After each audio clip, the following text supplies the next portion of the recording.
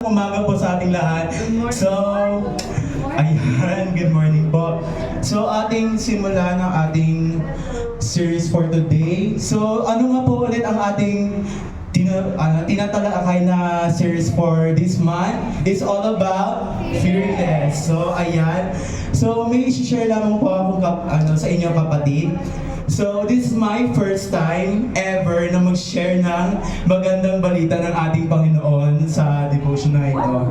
So, before we start, humingi po tayo ng guidance sa ating Panginoon. Let us bow our heads and let us pray. Yes, Lord God, Heavenly Father in heaven, thank you, Panginoon, sa umaga na ito, Lord God, Panginoon, sa oras na ito, Lord God, na patuloy niyo po kami ginagamit, Panginoon, bilang instrumento sa umagang ito, Lord God, Panginoon. Panginoon, I pray, Panginoon, sa bawat na pagtatalakay namin na inyong mga magagandang balita, Panginoon, ay tulungan niyo po ako, Panginoon, sa aking pagbabahagi, Lord God, ng inyong mga salita, Panginoon, at na maiayos ko, Lord God, maiayos ko po, Lord God, Panginoon, ang aking paghatid ng inyong mga salita, Panginoon. Panginoon, i-ready niyo po ang aming mga tenga, Lord God, ang aming mga puso, Panginoon, na makinig sa inyong salita, Panginoon, na magamit namin ito, Lord God, sa aming pamumuhay bilang Kristiyano, Panginoon. And I declare, Panginoon, sa pagtatapos ng devotion na ito, Lord God, ay makamtam po namin, Lord God, ang victorious, Panginoon, na laban na, Lord God. Maraming salamat po, Panginoon. Ito lang po ang samdalangin sa Jesus. Ang lahat ng anak ng Diyos ay magsabi na, Amen. So, ating simulan ng ating devotion for today, Sunday service. So, ang ating topic for devotion is tungkol sa spiritual battlefield. So, ang ating key verse po dyan is Ephesians 6:12. So, ating simulan sa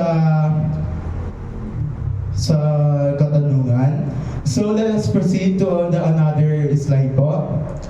Sabi po dito, what is spiritual battlefield? So, sabi po dito, ang tungkol po ng spiritual battlefield po, the spiritual battlefield is an unseen war that takes place in spiritual realm and a constant battle between good and evil, between God's truth and the enemy's lies. It's not fought with weapons or in the physical places, but in our hearts, minds, and daily choices. So let us proceed to another slide po. So dito po natin makikita, in this battlefield, we face number one, temptation that tries to pull us away from God. So, makikita po natin din sa number one na column po, na nakaranas po tayo din sa, sa number one na ito, na sa bawat sa bawat araw na pamumuhay natin, na nakakaranas tayo, di ba po, ng temptation. Amen. So, lagi po tayo mag-pray sa ating Panginoon na ang lahat ng gawa ng kaaway ay malampas natin dahil kasama natin ang Diyos, di ba? Hindi tayo matutugso ng kalaban dahil nandiyan lagi ang Panginoon sa ating tabi. So number two po, fear and that weaken our faith.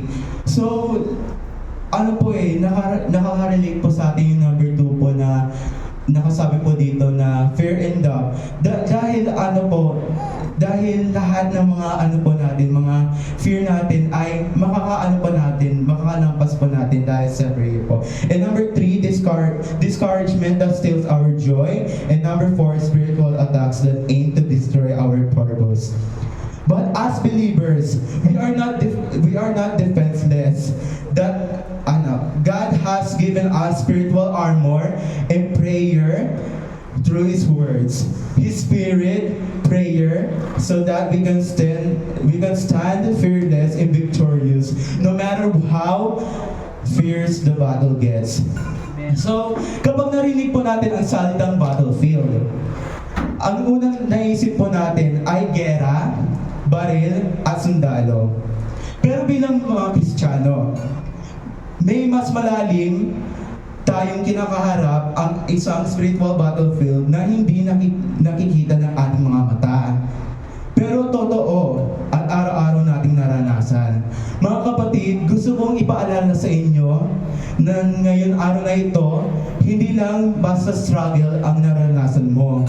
Ngayong linggo, isa na itong spiritual battle na kinakaharap po natin. Ang discouragement, ang temptation, ang fear, ang doubt, lahat po yan ay taktika ng ating kaaway.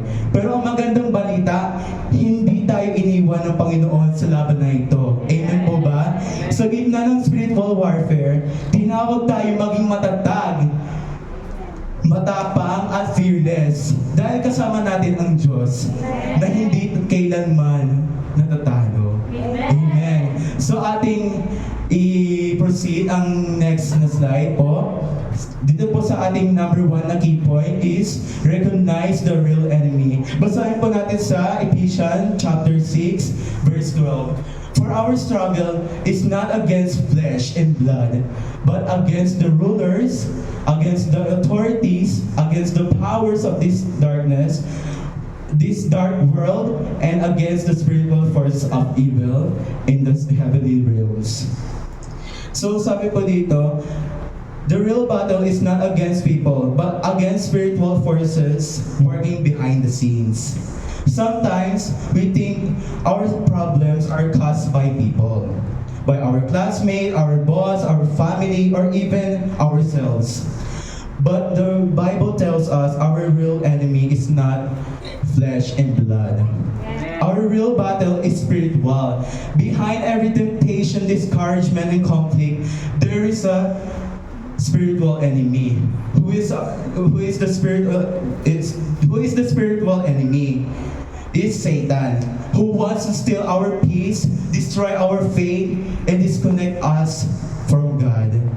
That's why being fearless doesn't mean we fight people. It means we recognize the real enemy and fight the right way through prayer, truth, and God's word. So, ayun po. So, ating i-proceed sa next slide po. So, number 2 po ng key point, suit up with God's armor. So, ito po yung the armor of God po, which is na tinalakay po ni Kuya Barry po, or Brother Barry po. Pwede po, pero po, ulitin po natin. So, babasahin po natin sa Ephesians 6:13. Therefore, put on the full armor of God, so that when the day of evil comes, you may be able to stand your ground, and after you have done everything to stand. Amen. So, dito po, you can face spiritual battle with your own strength. You need God's armor to stand firmly. Kapag may laban, hindi ka lalaban ng walang protection or walang dalang protection. Amen po ba? At dahil ang laban natin ay spiritual, hindi sapat ang physical strength, talino, or confidence lang, kailangan natin ang armor na galing sa Diyos. Amen po ba? In Ephesians 6:14 or to 17, Paul teaches us to put on the full armor of God. So ating i-proceed ang next na slide na ito. Sabi po dito sa number 1, belt of truth. So dala-dala po natin ang lahat ng yung full armor na ito. Dahil bilang Kristiyano, kailangan natin idala ang full armor of God. Sa ganun, hindi tayo matutugso at hindi tayo matatalo sa mga gawa ng ating mga kaaway. Amen po ba? So dito po sa number 1, belt of truth. It keeps you grounded in God's word and protects you from deception. Number 2, breastplate of righteousness. It guards your heart from sin and guilt. Number 3, shoes of the gospel of peace. So you can stand firm and walk confidently in your calling. Number 3, shield of faith to block the fiery arrows of the fear and lies. Number 4, helmet of salvation to protect your thoughts and give you security in Christ. Number 5, ayun po, sword of the Spirit, the word of God, your weapon to fight and speak truth. Amen. So ayun po, God has already provided everything we need to fight fearlessly, but we need to wear it daily. Amen po ba? Hindi to automatic. araw-araw natin ito kailangan piliing suotin or kailangan po talaga natin isuot to lagi, araw-araw. Sa pamamagitan ng paglapit sa Panginoon, pag-aral ng kanyang salita at panalangin. So next slide po, fight on your knees. So babasahin po natin sa Ephesians 6:18 po. Ayan po. And pray in the Spirit on all occasions, with all kinds of prayers and requests, with this in mind. Be alert and always keep on praying for all the Lord's people. Amen. So sabi po dito, prayer is not our last option. It is our greatest weapon in every spiritual battle. Amen po ba? We fight by kneeling before God. Many people treat prayer as a last resort, something we only do when nothing else works. But the Bible teaches us that prayer is not our last option. It is our first line of defense. In Ephesians 6:18, Paul reminds us to pray in the Spirit on all occasions, in every season, every battle, and every moment. Why? Because spiritual battles are not won by strength, by strategy, or by emotions. They are won in prayer. Amen po. When we pray, we are connecting directly to God's power. Sabi po dito, praying connects us to the source of strength, wisdom, and peace.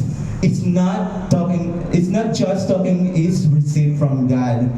So number two po, covering ourselves with spiritual protection. Sabi po dito, prayer invites God's presence into our situation, forming a spiritual shield against the enemy attacks.